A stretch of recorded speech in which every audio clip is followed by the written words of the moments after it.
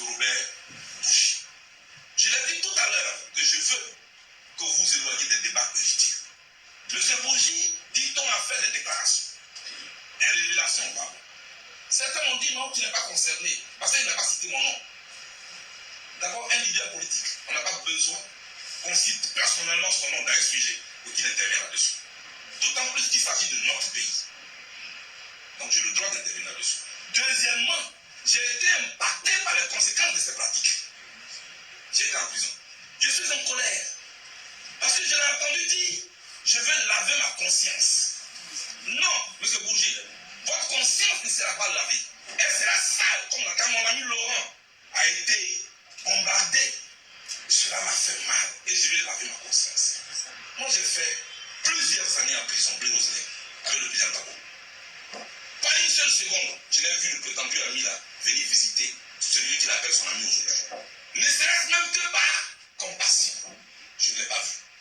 Les projecteurs du monde entier étaient sur lui, comme un criminel, comme quelqu'un qui a tué son peuple. L'ami Bourgi était où? Pourquoi en ce moment où l'ami Laurent avait besoin de toi, tu n'es pas venu? Pour dire à la Cour de internationale que ce monsieur n'est pas un criminel, il est une victime. À partir de ces deux points, ce monsieur sait ce qu'il fait. Ne vous occupez pas de lui.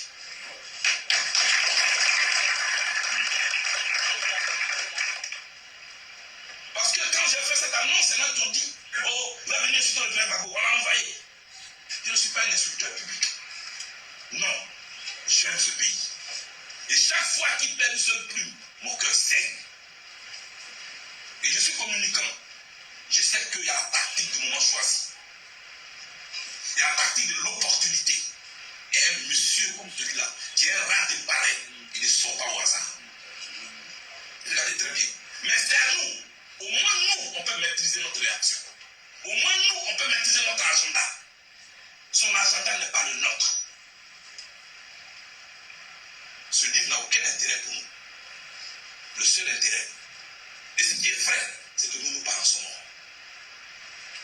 Ce que cette crise a divisé les voisins, c'est que des familles ont été disloquées. Et nous sommes en train de nous battre pour redresser notre société. Ne permettons à personne de venir réveiller les vulnérables pour nous permettre encore nous amener encore à nous battre. Parce que quand on se bat, quand on se tue, qu'est-ce qui se passe? Les avions viennent, prennent leurs ressortisseurs, ils sont partis. Et on se tue entre nous. Est-ce qu'on va le répéter encore? Est-ce qu'on va le répéter encore? Est-ce qu'on va le répéter encore? Il faut tirer les leçons de ce qu'on a vécu. Voilà. Bon. Si vous êtes citoyen de... Alors, là, excusez-moi, je vais d'abord caler pour une autre vidéo que je voudrais montrer parce que c'est excellent là ce qui se passe.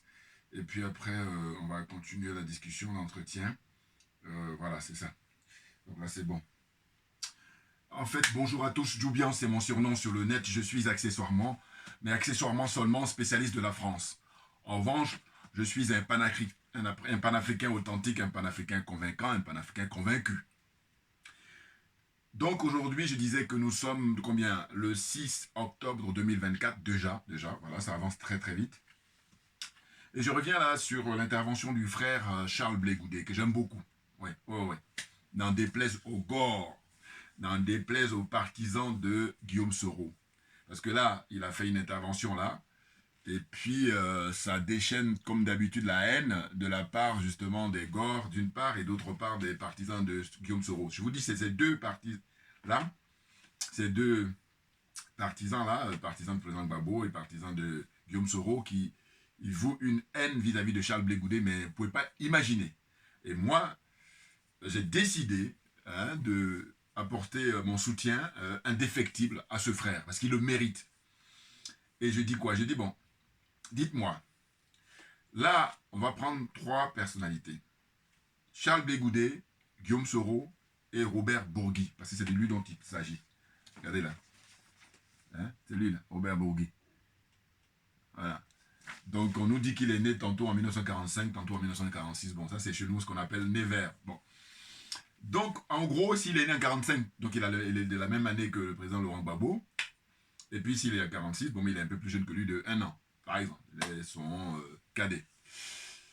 Alors, pourquoi j'ai dit qu'il faut prendre ces trois-là? C'est de dire que là, les partisans du président Gbagbo et les Gors, hein, les Gors, et puis les partisans de Guillaume Soro, GPS là, j'ai dit, dites-moi, des trois personnalités, qui est le plus dangereux? Est-ce Charles Blé Goudet? Est-ce Robert Bourgui? Ou, comment dire ça, Guillaume Soro? Ou alors faites un classement des trois. Quel est celui que vous considérez comme le pire pour l'humanité? Est-ce Guillaume Soro? Est-ce Charles Blé Goudet? Ou, comment il s'appelle, Robert Bourgui?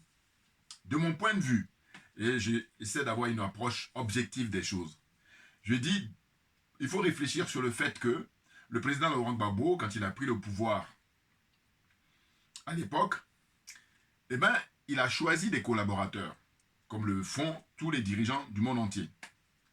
Et il se trouve que Charles Blé Goudet, il faut se souvenir quel poste il avait.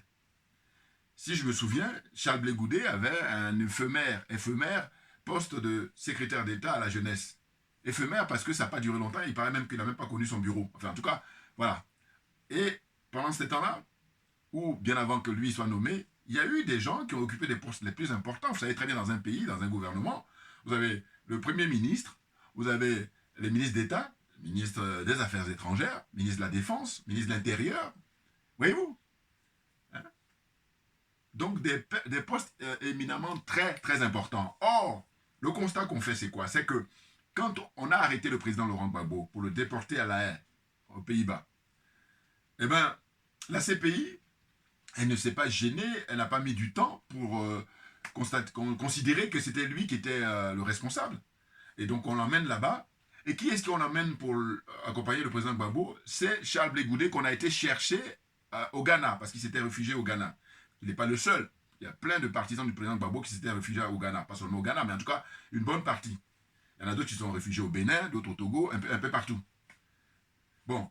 Mais la question que moi je me pose, et ce qui me pousse à le soutenir, c'est de dire, mais attendez, ce monsieur n'a pas été ministre de la Défense, Charles Blé Goudet. Il n'a pas été ministre de l'Intérieur, Charles Blé Goudet. Il n'a même pas été... Parce qu'en fait, je veux dire, il y a des postes très très importants. Parce que quand on voit qu'il a été nommé de manière à une durée très courte, ministre de la Jeunesse ou secrétaire d'État à la Jeunesse, mais c'est quelque chose pour moi qui est dérisoire, ou de l'ordre du symbolique, hein, de l'ordre du symbole. Vous voyez? Et donc c'est la raison pour laquelle j'ai dit, bon, pourquoi on l'a choisi lui? Pourquoi on n'a pas choisi des ministres importants? Et même, je pense par exemple au chef d'état-major. Voilà, par exemple. Le chef d'état-major, il a beaucoup plus de poids, plus de pouvoir que Charles Blé Goudet à l'époque. Il avait. Hein? Mangou. Voilà, général Mangou. Il paraît bien qu'il est rentré en Côte d'Ivoire là, parce que M. Ouattara, au début, il l'a nommé, je sais pas, en Afrique du Sud ou au Gabon ou un peu en Allemagne, enfin un peu partout. Puis là, ils l'ont rappelé là, parce qu'ils ont estimé que sa mission est terminée. Bon. Donc actuellement là, je ne sais pas s'ils ont pu le nommer à nouveau, mais en tout cas, si tel n'est pas le cas, il est dans une frustration monstre. La vérité qui finit par triompher, c'est ce que ça veut dire, en gros. Donc, je disais que tous ceux qui en veulent à Blé Goudet en disant que oui, il a changé de camp, il est du côté de Ouattara et qu'il est... Alors, une autre question. S'il est du côté de Ouattara, comme on dit, comment se fait-il que lui, on n'a pas dégelé ses comptes? Parce qu'il y a plein de partisans du président Laurent Gbagbo, les proches du président Gbagbo, qui sont rentrés du Ghana, un peu partout, dont les comptes ont été dégelés. Et même qui, maintenant, occupent des postes à la fonction publique. Vous voyez, des francs-maçons, là, ils vont se reconnaître. Donc, franchement, je trouve que la haine vis-à-vis de Charles Blé Goudet, elle n'est pas fondée. C'est beaucoup plus... Je vais prendre par ordre. Les partisans du président Gbagbo, les Gors, par exemple, eux, ils aimeraient que Charles Blé Goudet reste toujours le jeune qui harangue les foules, qui fait de l'animation, voilà. S'il reste dans cette posture-là, là, il valide Blé Goudet. Mais quand Blé Goudet dit non, les temps ont changé, moi j'ai pris de l'âge. Et là, c'est une démarche naturelle. C'est-à-dire, eux-mêmes, ces gens-là qui en veulent à Blé Goudet, tu prends leurs propres enfants, quand les enfants deviennent majeurs et puis ils s'émancipent, ils trouvent ça normal. Mais là, Blé Goudet, non, il ne faut pas qu'ils s'émancipent. Donc, moi, je condamne ça. Puis j'ai dit, vous êtes profondément malhonnête. Maintenant, quand on prend les partisans de Guillaume Soro, mais les partisans de Guillaume Soro, eux, c'est simplement la jalousie. Mais parce que leur patron, il est actuellement là en exil, il est là fugitif. Voyez-vous? Or, ce monsieur a occupé des postes très importants, lui par exemple. Et aujourd'hui, normalement, moi j'ai fait dans ma vidéo précédente la démarche en disant, ou même dans toutes mes vidéos d'ailleurs sur Guillaume Soro, j'ai dit, mais Guillaume Soro, il faut vider ton sac. Vide ton sac. Ça va te libérer d'abord toi et tes partisans. Puis ensuite, ça va libérer le peuple de Côte d'Ivoire, le peuple africain en général, le peuple de Côte d'Ivoire en particulier. Fait, je dis, Guillaume Soro et Franklin Nyamsi, son porte-voix, son griot, entre guillemets, mais j'ai dit, faites comme Robert Bourgui, hein, écrivez un bouquin pour nous dire tout ce que vous savez, puisque vous êtes des témoins. Surtout Guillaume Soro, c'est un témoin privilégié. Vous voyez, c'est incroyable.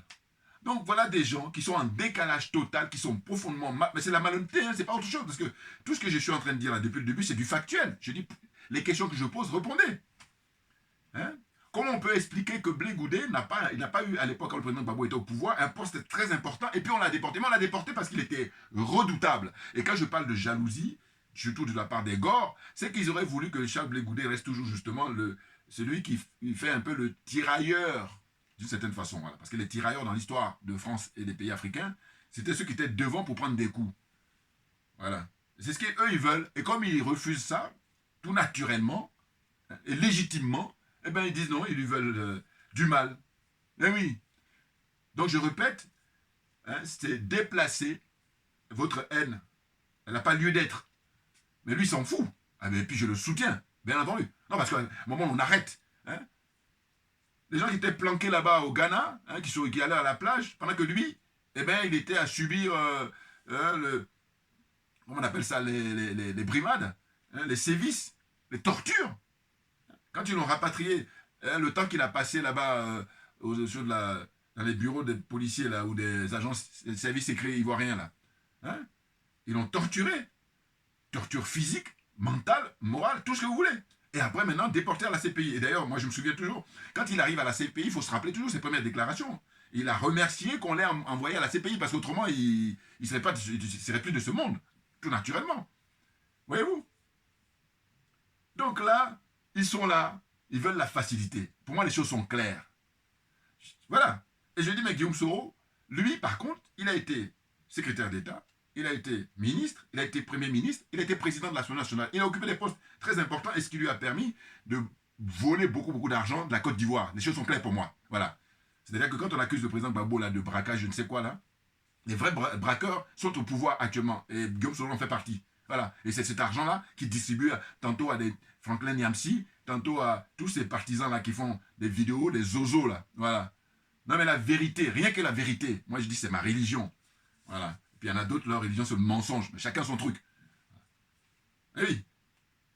D'abord, la vérité, et ensuite, la justice. Et puis je dis, comme je suis dans l'esprit de la Mahat, la solidarité, naturellement. Ah oui. Donc voyez-vous, on a appris là, il y a quoi, 15 jours, 3 semaines, que la CPI va bientôt fermer son bureau en Côte d'Ivoire. Bon. Mais quand je parle d'insulter l'intelligence des Africains, là, le mot est faible. Ben oui, il faut qu'on soit d'accord là-dessus.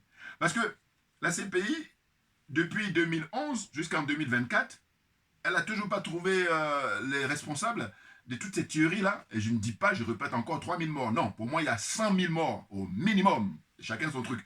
Ceux qui sont partisans des 3000 morts, ce sont des escrocs, ce sont des paresseux, ce sont des malhonnêtes. Ils sont tout, mais ils ne sont pas dans la vérité. Voilà.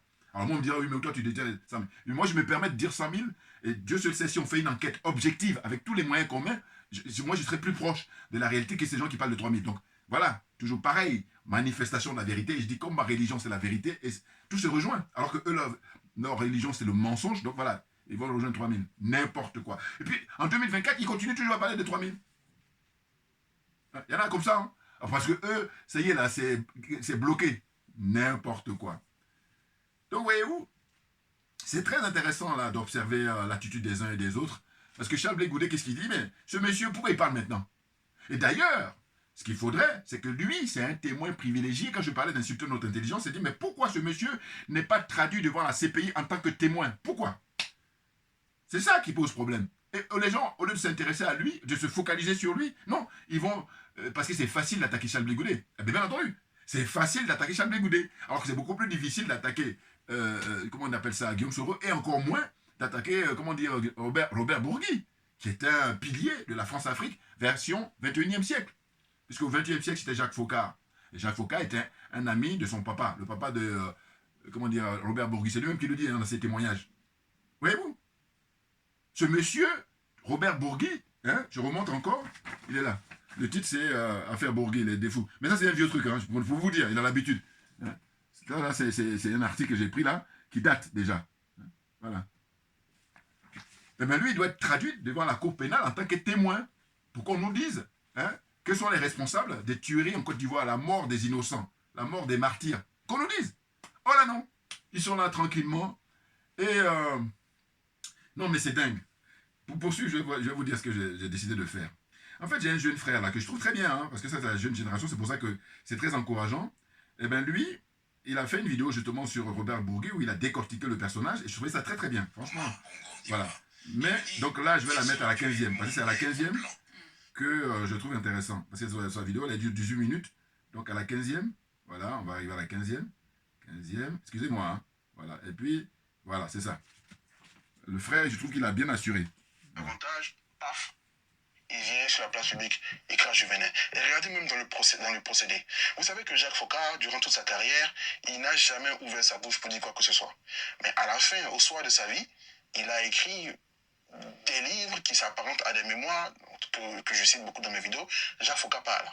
Et Robert Bourgi est en train d'essayer de faire le même procédé. Mais ce n'est même pas, ça n'a même pas la même teneur, la même portée. Vous voyez ce que je veux dire? Et ce cinéma autour de Robert Bourgi soulève un vrai point. L'utilisation des fonds publics africains.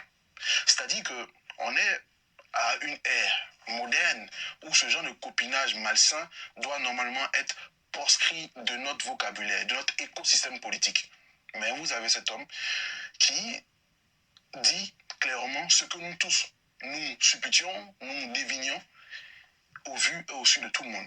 Deuxième point, la société civile africaine. Juridiquement, on ne vaut que dalle. On est la seule communauté, je dis bien on est la seule communauté avec laquelle on peut perpétrer des actions très préjudiciables, des actions très condamnables, venir faire un livre, en faire un best-seller et ne pas être inquiété. Essayez de faire ça avec une autre communauté et vous verrez que les répercussions seront beaucoup plus violentes. Donc, le but ici n'est pas vraiment de se lancer dans une vendue populaire. Le but est vraiment de prendre du recul, d'analyser les choses, de se dire pourquoi cet homme vient parler maintenant. Et je suis sûr que ça concorde forcément avec le calendrier politique de la Côte d'Ivoire. Très clairement. Très clairement. N'hésitez pas à me dire en commentaire ce que vous pensez de tout ça. N'hésitez vraiment pas. C'est une première vidéo réaction. Le format va peut-être changer, on essaie, on peaufine. C'est une chaîne réaction, donc c'est beaucoup plus intuitif. La prochaine fois, je vous propose une vidéo réaction qui n'est voilà. pas sur la politique. Vous voyez ce frère-là? Donc c'est très bien ce qu'il a fait comme analyse. Simplement, moi, je vais amener un commentaire en le félicitant dans le travail qu'il a effectué. Parce que lui, à la fin, il se pose des questions. Moi, je lui ai apporté des réponses. Parce que je dis que, en fait, ça c'est mon analyse perso, hein, parce que chacun y va. C'est ça l'intelligence humaine. En réalité, de mon point de vue, ceux qui dirigent ce pays, c'est-à-dire qui dirigent la France, hein, c'est pas Macron, hein, Macron il n'est que juste un, comment on appelle ça, un passeur de plat. C'est un lampiste.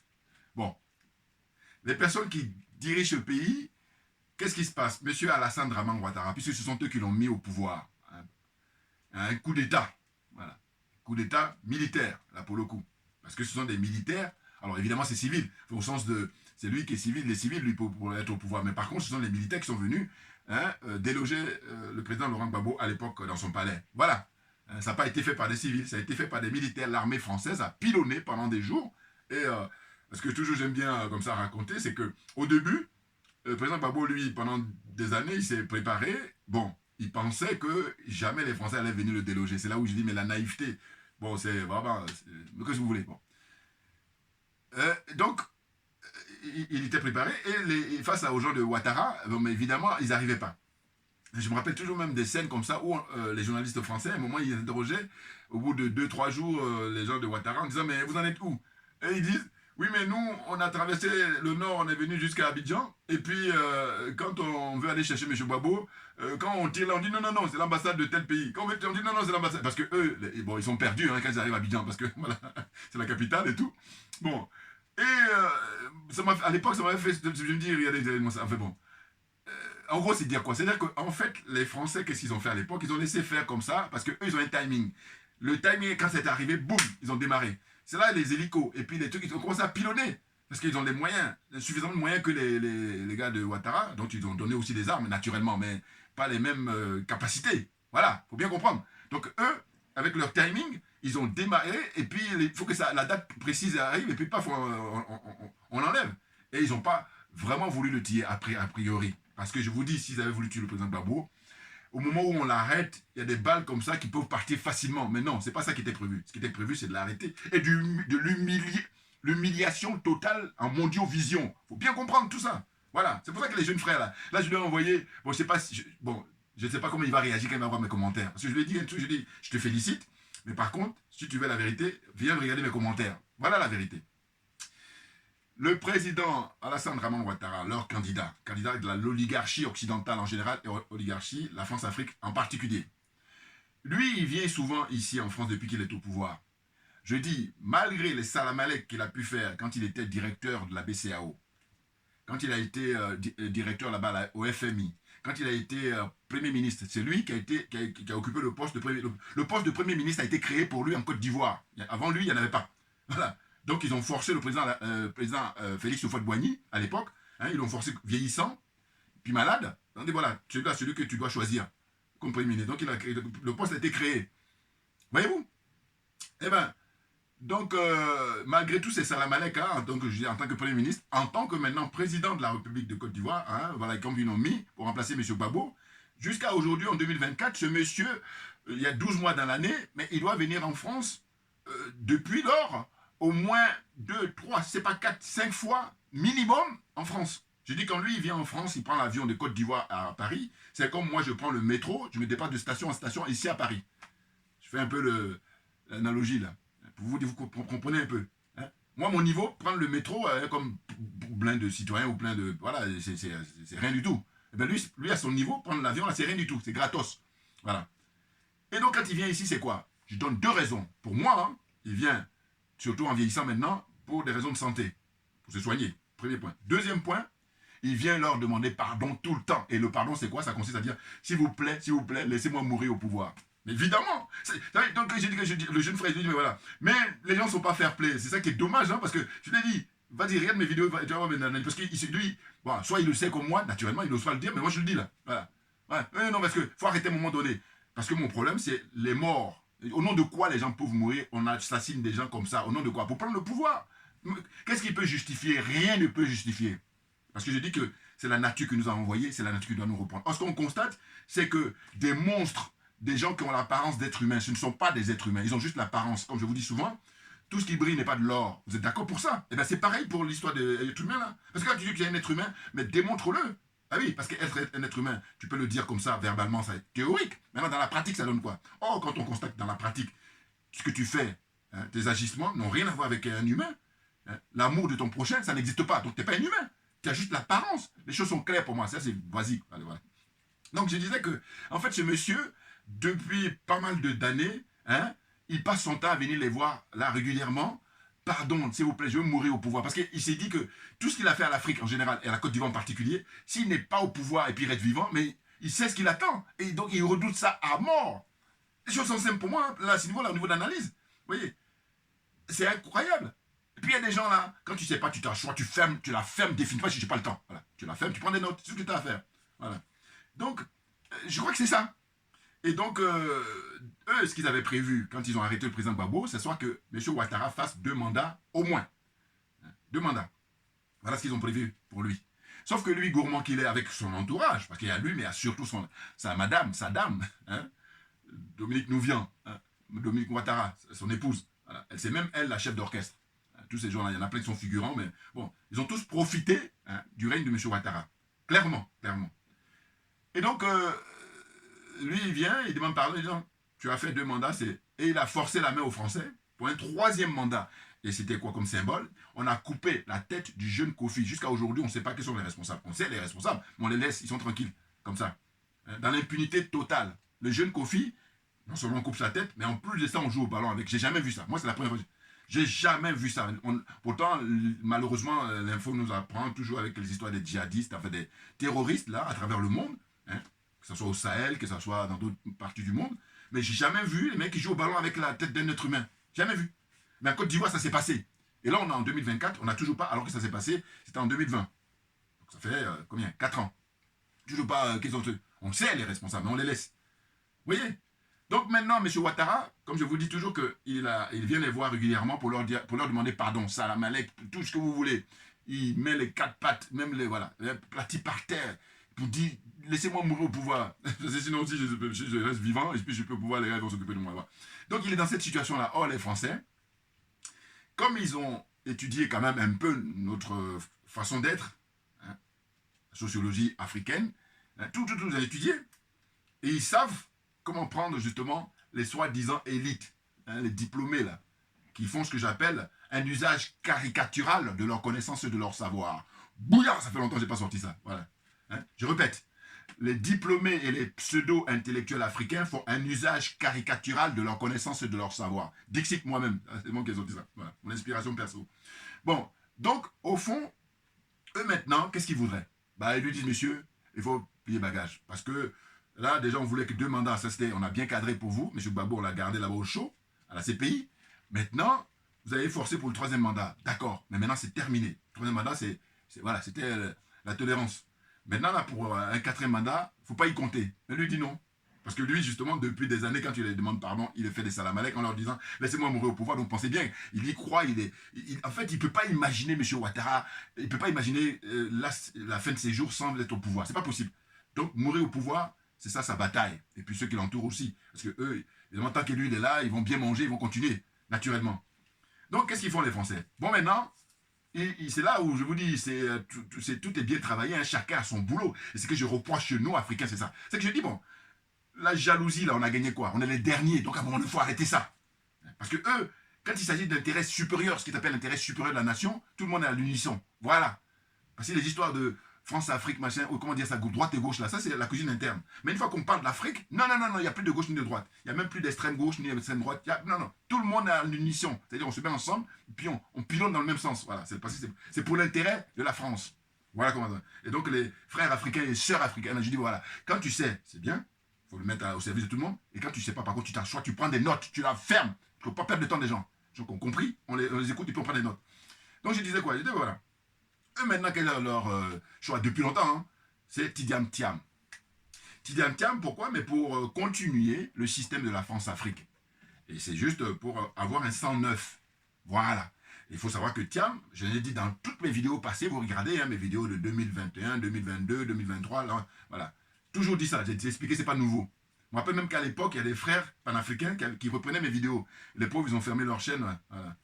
Et là, eux, je les salue. Voilà, j'en profite là. Big up, les gars. Ouais. Voilà, il faut faire preuve, en fait, d'intérêt général. De dire que voilà, le frère, c'est pas question de prendre un verre avec lui, c'est pas la question. C'est que ce qu'il est en train de dire là, ça participe pour nous émanciper, pour qu'on s'en sorte. Voilà, qu'on sorte du trou dans lequel on nous a mis, hein, dans l'obscurantisme dans lequel on est plongé. Hein, voilà, c'est ça qui m'intéresse. Et pas autre chose. Voilà. Donc, je disais que le choix de la France, c'est ni plus ni moins que Tidiane Thiam. Et Thiam qui, lui, par contre, quand on regarde son parcours, brillant parcours sur le plan comment dire, universitaire. Ah oui, brillantes études. Mais la question n'est pas là pour moi. Ah oui. Parce que je dis toujours que c'est une question de domaine. Si on prend M. Thiam en tant que chef d'entreprise, rien à dire. En tant que grand banquier, rien à dire. Mais politique, ah non. C'est pas son domaine. Par contre, ils ont commencé à le convaincre depuis des années. Bien entendu. Et puis, ils sont dans des paradoxes pas possibles. Parce que Tidiane lui-même, Tidiane Thiam, si vous regardez lui-même ses interviews, il expliquait qu'il fut un temps quand il était... Parce que lui, il a fait quoi? Il a fait, Polytechnique, et il a fait aussi l'école des mines. Bon, il fut un temps, quand il était étudiant, justement, il cherchait là des stages. Il avait du mal, alors qu'il était plus brillant de sa promo, et il y en a qui étaient plus nuls que lui, ils ont trouvé facilement, parce que c'est des petits blancs, des leucodermes, ils trouvaient facilement des stages, alors que lui, non. Et c'est quand après, il a postulé, il a travaillé en Angleterre, là-bas, ils ont une autre approche culturelle, voilà. Hein? Eux, ce qui prévaut, à la différence des Français, c'est qu'ils vont te mettre à l'épreuve. Et une fois que tu démontres, allez, ils valident. Alors que les Français, pas ça. Hein. Les Français, ils te volent ton travail. Je le dis là. Voilà. Ça, c'est en ma qualité de accessoirement, mais accessoirement, c'était spécial de la France. C'est-à-dire qu'eux, dans leur culture, au fond d'eux-mêmes, ils savent ce que tu vaux. Mais par contre, c'est pas dans leur paradigme. Donc, qu'est-ce qu'ils font? Ils t'utilisent. Et puis, ils te méprisent. Regardez les rapports qu'ils entraînent avec l'Afrique. Regardez les rapports qu'ils entraînent avec l'Afrique. Bon, on prend des notes, on la ferme, j'ai pas le temps. Et puis, on ne dit rien. Bon, donc, la suite. Encore là, je la fais court. Bon. Donc, voilà, regardez juste mes anciennes vidéos. C'est ceux qui veulent s'intéresser à tout l'analyse que j'ai pu faire auparavant. Voilà. ma qualité de accessoirement, mais accessoirement seulement spécialiste de la France. Donc je parle en connaissance de cause. Donc je disais que, en fait, Thiam, les Anglais ont reconnu ses qualités. Et puis ensuite, il a été travailler en Suisse et tout ça. Des grandes banques, hein, c'est pas des petites banques. Non, non, c'est des grandes banques. Donc, voilà. Donc le monsieur, il y en a là-dedans, sur le plan intellectuel, et puis il a compris la technique des Occidentaux. Bon, pour le travail dont il était formé. Voilà, c'est clair. Bon. Mais la politique, c'est autre chose. Ah, bien entendu. La politique, c'est autre chose. Voilà. Donc je dis, pour moi, les Français, tout ce qu'ils sont en train de faire là, c'est pour placer Tidjane Thiam. Pas le président Gbagbo, hein. Non, non, non, non. Parce que le président Gbagbo, je vous dis encore une fois, il ne le considère pas comme quelqu'un de dangereux. En revanche, ils n'ont pas confiance. C'est ça le problème avec lui. Parce que tous les chefs d'État qu'ils considéraient comme dangereux, ils les ont éliminés. Voilà. Donc il y en a qui sont soutien du président Gbagbo qui dit oui, il a la baraque. Mais non, non, non, non, c'est parce que le monsieur, il ne le considère pas comme dangereux. Mais je vous dis encore une fois, eux, le rapport qu'ils ont avec lui, ils n'ont pas confiance. Parce qu'avec lui, ils sont obligés de fermer un œil et puis un œil qui est ouvert pour le surveiller. Alors que monsieur Ouattara, il peut fermer les deux yeux, il peut fermer les oreilles, tout ce qui est ouvert, et puis le monsieur, il fait le boulot. Quand eux, ils lui disent, envoyez-nous juste, je sais pas moi, une bouteille d'eau, il lui dit non, non, non, je vais vous envoyer tout le village. Voilà, même le pays. Donc il dit mieux. Voilà. Donc ils en sont là. Sauf que maintenant, il est vieillissant. Et puis aussi, on est, attention, à l'arrivée au pouvoir des colonels au Mali, du capitaine au Burkina Faso, et, comment dire ça, du général Tchiani au Niger. Donc ça change la donne, bien entendu. C'est là qu'il faut bien comprendre. Donc là, on veut en vouloir même aux frères qui sont au Sénégal, alors que je vous dis, mais ce qui va se passer en Côte d'Ivoire, bon, ça c'est mon point de vue, hein, mais je dis qu'ils vont la faire espèce de, ils ont plusieurs hypothèses évidemment, ils ont plusieurs trucs, comment dire, leur manche là. Soit ils placent paisiblement Thiam, ou alors ils vont choisir un officier là, et puis ils vont faire comme ce qu'ils ont fait au Gabon, ou ce qu'ils ont fait au Tchad, des trucs comme ça, ils vont mettre des gens, voilà, pour amuser la galerie, pour faire croire que, alors que non, non, non. Je vous dis toujours que les trois pays de l'AES, le colonel Assimi Goïta au Mali, le capitaine Ibrahim Traoré au Burkina Faso, et puis le général Tchiani au Niger, ce sont eux qui sont en avant-garde pour nous libérer, nous les Africains, de l'oppression dont on souffre, de l'humiliation dont on souffre depuis des siècles. Ce sont clairs pour moi. Et donc je dis c'est une chance historique de les avoir parce que je les considère comme des hommes providentiels. Et que par conséquent, les frères qui sont au Sénégal, Bassirou et comment dire, Sonko, je dis eux, je les mets au défi d'organiser tôt ou tard, ils ont 5 ans là, un référendum ou même des référendums qui va consister à quoi? Vous demandez au peuple sénégalais, parce que vous êtes arrivé par le suffrage, donc on va rester dans le suffrage. Eh bien, êtes-vous d'accord pour maintenir les bases militaires françaises et étrangères d'ailleurs au Sénégal? Donc posez la question au peuple, le peuple va s'exprimer. Deuxième, autre référendum, vous demandez au peuple sénégalais, êtes-vous d'accord pour garder ou supprimer le franc CFA? Voilà, ces deux-là. Il y en a d'autres, mais on va prendre ces deux-là, parce que c'est les piliers du système de la France-Afrique. Donc il faut les faire sauter, et le plus tôt sera le mieux. Donc j'ai dit, comme on a l'avènement des pays de l'AES, eux, ils ne devraient pas se gêner. Eux, ils se gênent. Ils sont complexés qu'ils sont, malgré les diplômes qu'ils ont. Voilà. Ça se joue à un autre niveau. Hein. Voilà. C'est pour ça que je parle toujours de domaine. Le domaine dans lequel on est, c'est pas parce que tu as plein de diplômes que tu es habilité. Non, non, non. Rien à voir. Rien à voir. À la limite, tu peux conseiller. Voilà, c'est autre chose. Être conseiller, c'est autre chose. Ceux qui sont en avant-première, ce sont eux qui sont animés, qui ont ça en eux, et qui sont prêts pour le sacrifice. Oh, il y en a plein là. Quand c'est chaud, ils vont fuir. Hein. Vous voyez, on les a toujours reconnus. Donc voilà. Ce que je disais, c'est que la démarche aujourd'hui, c'est pouvoir placer M. Thiam, voilà, pour faire du 109. Et c'est pour ça que comme M. Ouattara ne veut rien savoir, eh bien, ils sortent de Bourgui. Voilà comment ils procèdent. Voilà. Et oui, c'est ce que le frère, ça devait lui échapper ou alors il n'ose pas le dire. Ils sortent de Bourgui pour ça. Parce que comme on lui dit, parce que quand il vient les voir, ils sont en entretien privé. On lui dit non, maintenant là c'est terminé. Il lui dit non, moi je vais mourir au pouvoir. Il dit mais non, mais c'est bon, ton temps est arrivé. Voilà. Il dit non, non, non. Il dit bon, d'accord. Et qu'est-ce qu'ils font? Voilà. Et puis s'il veut persister, ils vont maintenant sortir les dossiers pour dire on va te traduire devant la haute cour pénale, là, ces pays là-bas. Voilà. Ce sont eux qui vont décider de savoir si M. Ouattara et Soro doivent aller. Voilà. Ce sont eux qui font la pluie et le beau temps. C'est pour ça que quand je parle d'insulter notre intelligence, mais c'est violent. Mais puis des gens qui ont fait des diplômes, des études, ils ne comprennent même pas ça. Donc tu la fermes, tu t'assois, parce que c'est une question de domaine, tu n'es pas à la hauteur. C'est ça dont il s'agit. Voilà. La vérité, rien que la vérité. Voilà. Donc voilà, ça se passe comme ça. Hein. Il sort de Bourgui, Bourgui il vient là et puis il vide son sac. C'est pas nouveau, hein, je vous dis, il a l'habitude ce monsieur. Puis je vous dis, lui, ce qu'a dit le frère tout à l'heure, il a dit, mais on est le seul peuple sur qui on peut piétiner, cracher, uriner, tout ce que vous... Je suis désolé d'être vulgaire parce que c'est ça dont il s'agit. Non mais attendez, ce monsieur, vous imaginez combien il a touché d'argent depuis des décennies auprès de tous les dirigeants africains, tous. Parce que lui, quand il transporte les mallettes là, il nous fait croire que non, il prend rien. Non mais attendez, faut arrêter. Là, arriver à ce niveau-là, c'est... Quand on parle même d'insulter l'intelligence, c'est même plus ça. Là, on est à un autre niveau, là. Voilà. Hein?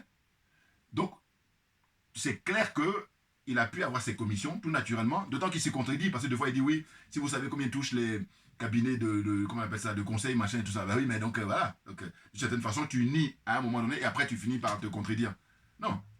Beaucoup, beaucoup d'argent qu'il a pu bénéficier, notamment auprès de Oumar Bongo.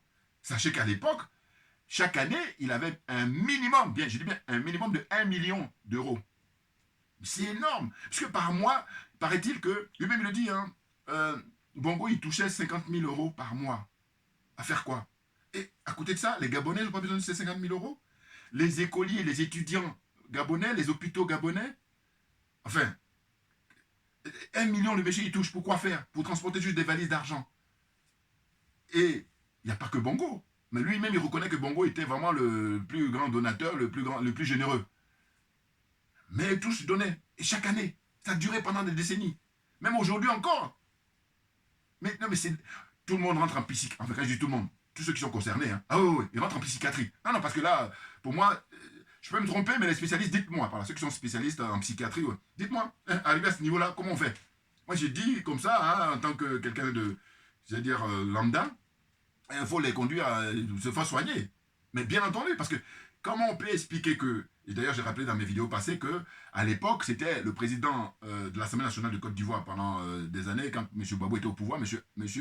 Mamadou Koulibaly, qui lui était offusqué par comment dire ça, les manigances de Robert Bourgui. Il dit, mais attendez, comment vous expliquez que nous, en tant que pays pauvre, on va donner de l'argent à des gens qui sont riches? Ça n'a pas de sens. Et là, Bourgui de répondre que, oui, mais quand on fait de la politique, il faut être généreux. N'importe quoi, il y a des réponses comme ça à la légère. Ça montre le niveau du gars. Puis je dis même le personnage, on le retrouve autour de nous. Faites attention, soyez attentifs, observez bien. Moi, je suis quelqu'un, j'adore observer l'être humain. Il dit, mais Bongo, enfin, Bongo, je veux dire Bourgui là, ouais, Robert Bourgui là. Mais il y en a plein qui tournent comme ça. C'est l'être humain. Parce que dans l'être humain, il y a des gens généreux, il y a des gens hypocrites, il y a des gens courageux, il y a des gens qui sont reconnaissants, il y en a qui ne le sont pas. Il y a de tout, il y a de tout. Donc voilà, des Bourgui là.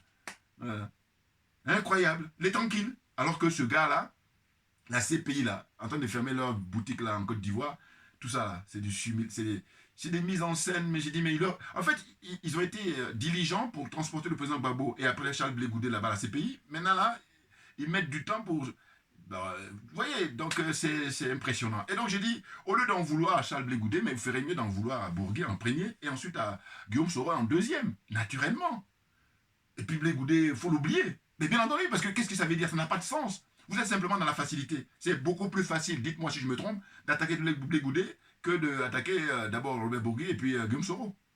N'importe quoi. Donc j'ai dit, heureusement qu'il y a Internet, de manière à ce que chacun de nous apporte son témoignage. Et la vérité finit par triompher. Clairement, clairement. N'importe quoi. Vous n'avez pas honte? Hein? Le pauvre monsieur, Dieu sait ce qu'il a vécu. Les sacrifices qu'il a consentis. Son absence, des proches à lui qui sont partis, qui ont disparu, qui sont décédés. Et puis, ses enfants, qu'il n'a pas vu grandir. Son épouse. Tout ça. Et vous êtes tranquille à vouloir qu'il reste toujours le même. Non, mais vous êtes bien dans votre tête. Donc, psychiatrie. Allez, va te soigner. Et là, je dis, c'est dans la moindre mesure parce que je me veux humain. Voilà la différence entre vous. Entre vous et moi, voilà la différence. Voilà. Donc j'ai essayé de m'arrêter là, et puis je reviendrai de temps en temps là-dessus, parce que c'est très intéressant. Je dis, comment se fait-il que la CPI, alors que là, ils ont matière pour arrêter ce monsieur-là, l'emmener comme témoin? Pourquoi ils ne l'ont même pas fait depuis? Bon, à la limite, on va dire, il vaut mieux tard que jamais. Mais là, pourquoi? Mais parce que lui, il en sait beaucoup, beaucoup. Un peu comme Guillaume Soro, mais il sait plus que Soro d'ailleurs. Bon, évidemment, évidemment. Mais je veux dire que, comme la France n'a jamais été incriminée, enfin, quand je dis incriminée au sens où condamnée, mais là, c'est la perpétuation, on continue ce système-là. Mais heureusement qu'on a les pays de l'AES. Ah oui, ah oui, oui, oui. Et je termine là ma vidéo aujourd'hui en disant que grand merci à un homme providentiel, M. Vladimir Poutine. Homme providentiel d'abord pour le peuple russe et un homme providentiel pour tous les pays africains qui veulent sortir de l'impérialisme, du colonialisme et de la France-Afrique. Les choses sont claires pour moi. Maintenant, quand on reste en Afrique, on a des hommes providentiels au Burkina Faso, en l'occurrence le capitaine Ibrahim Traoré. On a un homme providentiel au Niger, en l'occurrence le général Tchani, et on a le colonel Assimi Goïta au Mali comme homme providentiel. Merci à vous tous pour votre attention. Et puis à très bientôt. On ne lâche rien, comme j'ai pour l'habitude de dire, mais simplement parce que c'est nous qui avons raison. C'est tout.